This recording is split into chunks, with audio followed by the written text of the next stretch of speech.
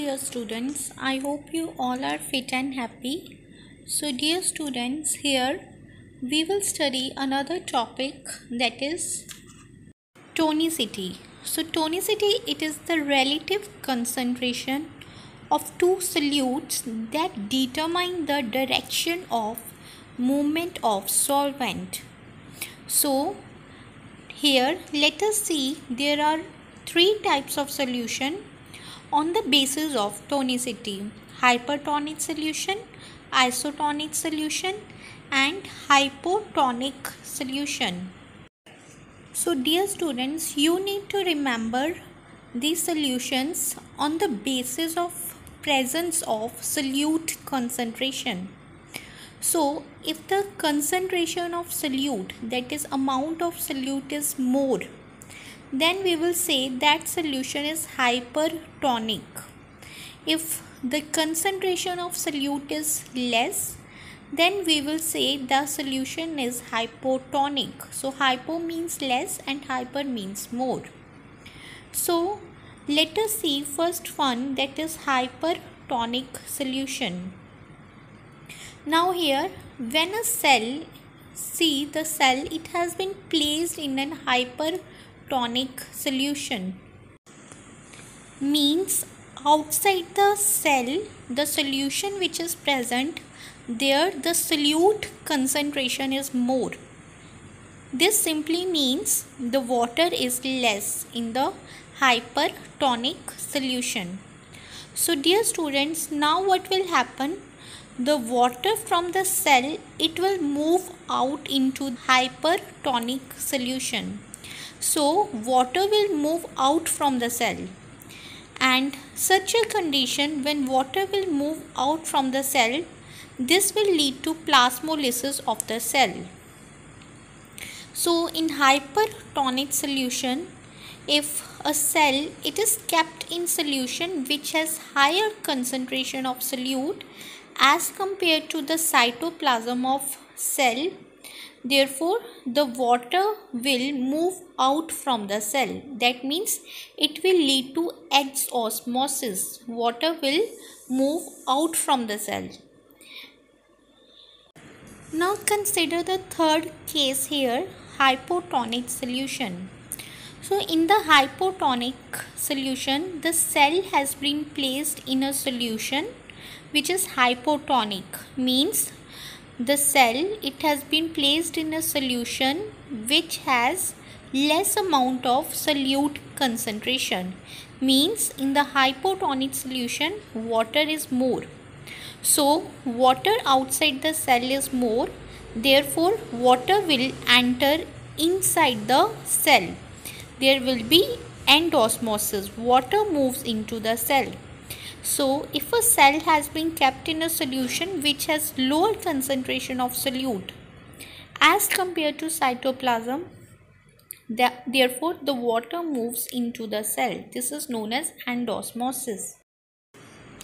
But isotonic solution, here the two solutions, they will be having the same solute concentration.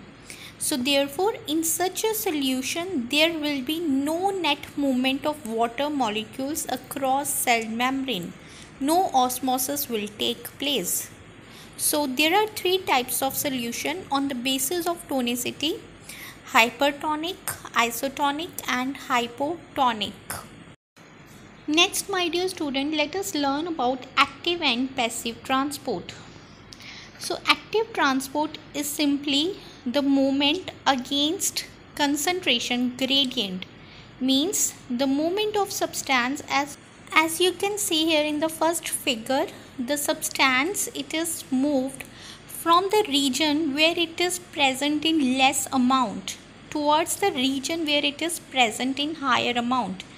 This means the movement of substance from its lower concentration to higher concentration, it is referred to as active transport.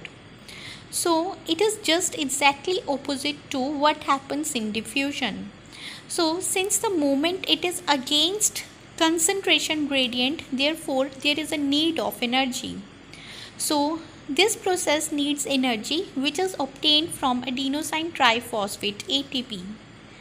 Then after that, if we consider the next figure here, it is passive transport. Here the substance, it is moved from the region where these molecules they are present in higher amount towards the region where they are present in less amount. So passive transport, it is the movement of ions or other molecular substances from its higher concentration towards its lower concentration, and this process does not need energy.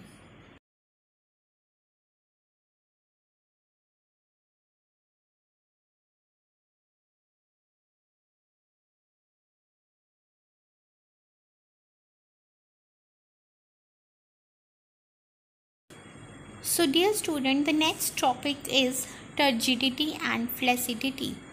So turgidity, it is the state of being turgid or swollen.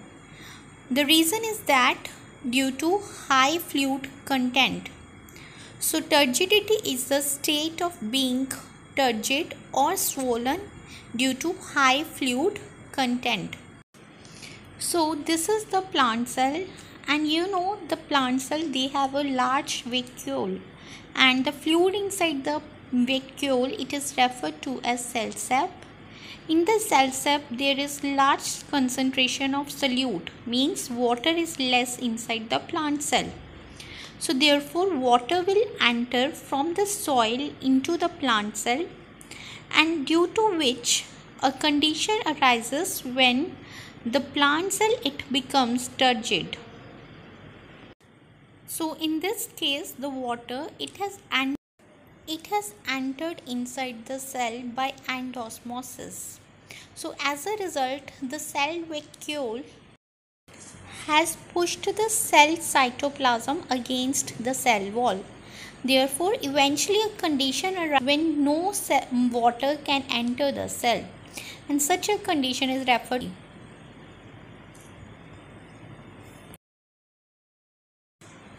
So turgidity has a great importance to it brings about movement of water from cell to cell. It maintains the shape of the cell. Even the opening and closing of stomata, it is due to turgidity. So flaccidity is exactly opposite to turgidity. In flaccidity, cell loses water and therefore the cell becomes weak and soft. This results in the shrinkage of cell content. So next now we see the plasmolysis and deplasmolysis. In plasmolysis, when a plant cell it has been placed in a solution which has higher concentration of solute, means in the hypertonic solution has higher concentration of solute but water is less. Therefore from the plant cell the water will move out into the solution, and it results in the shrinkage of the protoplasm, and ultimately the cell membrane it gets separates from the cell wall and it gets localized to one side or in the center. This is known as plasmolysis. But in deplasmolysis, if the plasmolysed cell it is placed in a hypotonic solution, the water will enter inside the protoplasm due to endosmosis, and therefore the cell will return to its original position. So dear students, next definition is osmotic pressure. So osmotic pressure is simply the pressure which is applied by a solution to prevent the inward movement of solvent or water. So this is all for today. Take care everyone.